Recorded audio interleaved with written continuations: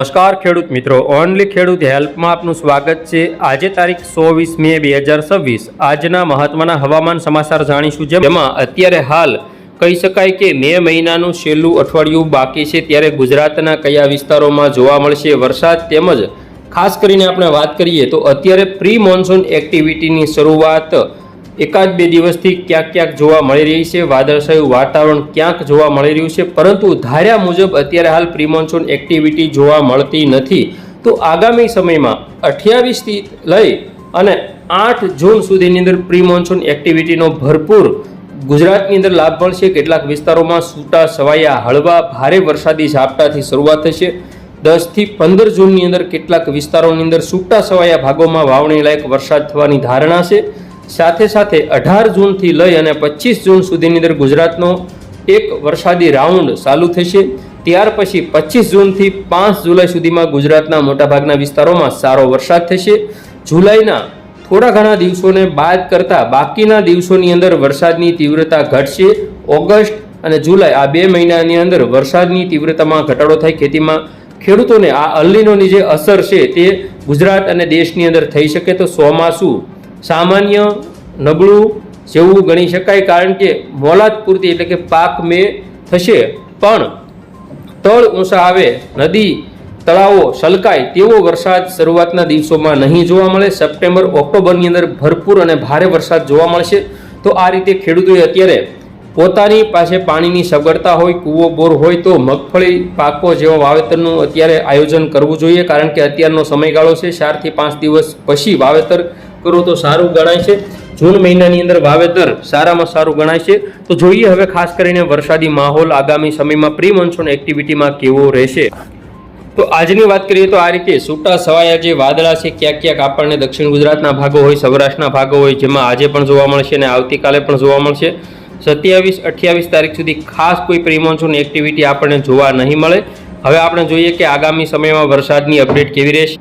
તો ખાસ કરીને આજે 24 તારીખ અને આજની અંદર રાજકોટ સાઈડના વિસ્તારો હોય, અમદાવાદ સાઈડના વિસ્તારો હોય, પાલીતાણા સાઈડના વિસ્તારો હોય, તેમાં ક્યાંક સામાન્ય છાંટાછૂટી થાય। સાથે સાથે દક્ષિણ ગુજરાતના જે વિસ્તારો છે જેમાં આપણે વાત કરીએ તો ખાડોલી સાઈડના વિસ્તારો હોય, વાની હોય, સાપુતારા, ભવનાથ, અંબોશી હોય, આ બધા જે વિસ્તારો છે તેની અંદર સામાન્ય પ્રી મોન્સૂન એક્ટિવિટી જોવા મળશે।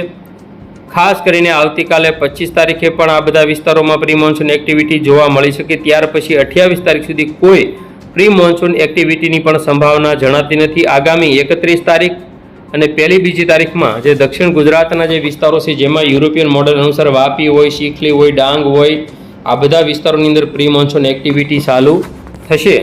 જીએફએસ મોડેલ અનુસાર આપણે અપડેટ જોઈએ તો તેમાં સૌથી વધારે પ્રી મોન્સૂન એક્ટિવિટીનો ભાગ બતાવવામાં આવી રહ્યો છે અને ભારે વરસાદની પણ તીવ્રતા અને અરબ સાગરની અંદર એક વાવાઝોડું બને તેવી શક્યતાઓ દર્શાવવામાં આવી રહી છે। તેની વાત કરીએ તો જીએફએસ મોડલ અનુસાર ખાસ કરીને અરબ સાગરની અંદર આવનારા 31 તારીખ અને 1 જૂન આજુબાજુ અહીં એક સિસ્ટમ બનશે જે સાયક્લોન પણ બની શકે। તો આ રીતે વાવાઝોડું બને તો તે 2-3 તારીખમાં એક નાનું વાવાઝોડું બની અને ગુજરાતના દરિયાકાંઠે આવે તો વેરાવળ આજુબાજુના જે વિસ્તારો છે જેમાં ભારે પવન 70 થી 80ની ઝડપે પવન ફૂંકાય અને વરસાદની તીવ્રતા પણ વધી શકે તેવું જીએફએસ મોડલ આજે બતાવી રહ્યું છે, જેમાં હજુ ઘણા બધા ફેરફારો થશે। 1-2 તારીખમાં આ સિસ્ટમ એટલી તાત્કાલિક મજબૂત બની ના શકે, પરંતુ પ્રી મોન્સૂન એક્ટિવિટીનો વરસાદ ખરેખર આવી શકે।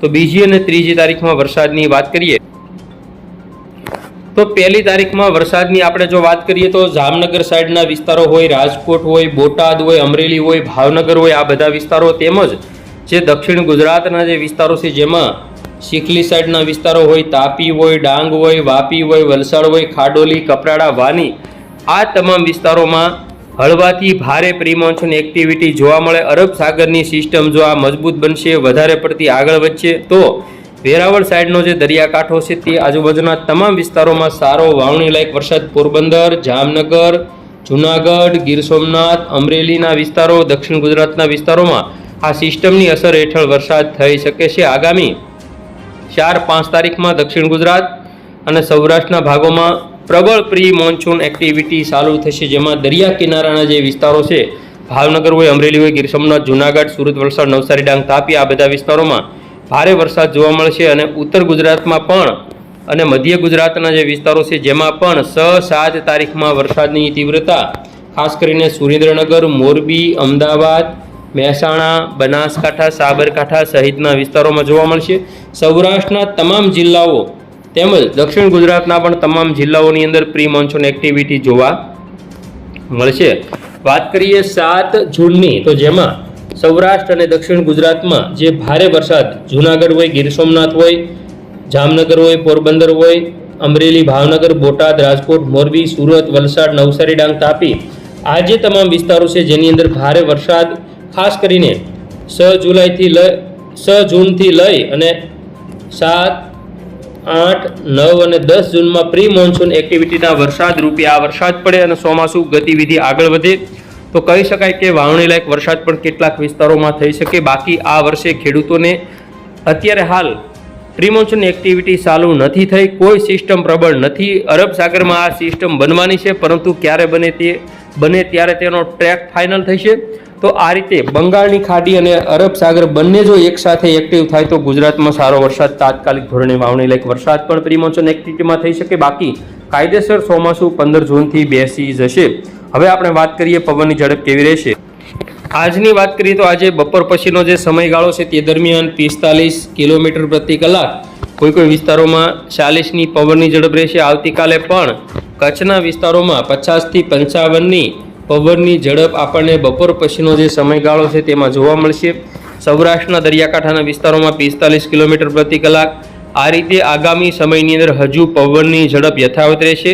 ત્યાર પછી 29-30 તારીખમાં 50થી 60ની પવનની ઝડપ આપણે જોવા મળશે. બીજી ત્રીજી તારીખ અને ખાસ કરીને આમ જોઈએ તો આગામી 8 જૂન સુધી પવનની ઝડપ વધારે જોવા મળશે. ત્યાર પછી પવનની ઝડપમાં ઘટાડો થશે, સિસ્ટમો બનશે અને ચોમાસાની ધરી આગળ વધશે અને ગુજરાતની અંદર ચોમાસું પહોંચવાની શક્યતાઓ ત્યાર પછી રહેશે. ખાસ કરીને અત્યારે હાલ કેરળમાં ચોમાસું પહોંચવાની તૈયારીમાં છે. આંદામાન નિકોબારથી બંગાળની ખાડીની અંદર અને અરબ સાગરની અંદર કહી શકાય કે ચોમાસાની ધરી આગળ વધી ચૂકી છે. કયા વિસ્તારમાં ચોમાસાની ધરી પહોંચી ચૂકી છે તેની આપણે વાત કરીએ તો અત્યારે હાલ ચોમાસાની જે સિસ્ટમ છે તે આ જે વિસ્તારો છે ત્યાંથી આગળ વધી ચૂકી છે. ધીમે ધીમે અહીં પહોંચતા 1 જૂન જેવો સમયગાળો આવી શકે અથવા તો 28 મે આજુબાજુ કેરળની અંદર ચોમાસું પહોંચી શકે. ત્યાર પછી ધીમે ધીમે ચોમાસાની ધરી આ રીતે આગળ વધશે અને ગુજરાતમાં પહોંચતા 15 જૂન આવી શકે છે. હવે આપણે જોઈએ આગામી સમયમાં ટોટલ પ્રી મોન્સૂન એક્ટિવિટીનો વરસાદ કેવો રહેશે. તો આવનારા 12 કલાકની અંદર વરસાદ જરા પણ નથી. 24 કલાક દરમિયાન પણ ક્યાંય વરસાદ નથી. આગામી સમયમાં 2 દિવસ અને 4 દિવસની અપડેટ જોઈએ તો અરબ સાગરમાં સિસ્ટમ એક્ટિવ થશે. ચોમાસાની ગતિવિધિ આગળ વધે તો આ જે વિસ્તારો છે તેમાં વરસાદની તીવ્રતા રહેશે. આગામી 8 દિવસની વાત કરીએ તો અરબ સાગરમાં એક વાવાઝોડું બનવાના એંધાણ છે. સાથે સાથે બંગાળની ખાડીની સિસ્ટમ ઉત્તર ગુજરાત તરફ ગતિ કરે તો એમાં પણ વરસાદની તીવ્રતા રહેશે.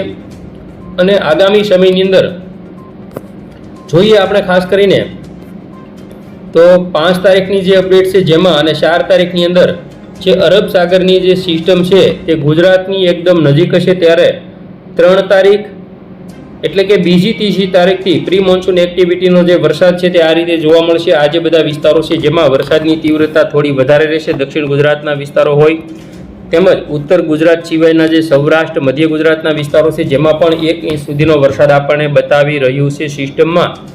બીજી ત્રીજી તારીખની અંદર આ સિસ્ટમ અરબ સાગરવાળી સિસ્ટમ મજબૂત બને તો વરસાદની તીવ્રતા રહે. બાકી 6 અને 7 તારીખમાં જોરદાર પ્રી મોન્સૂન એક્ટિવિટી આપણને જોવા મળશે.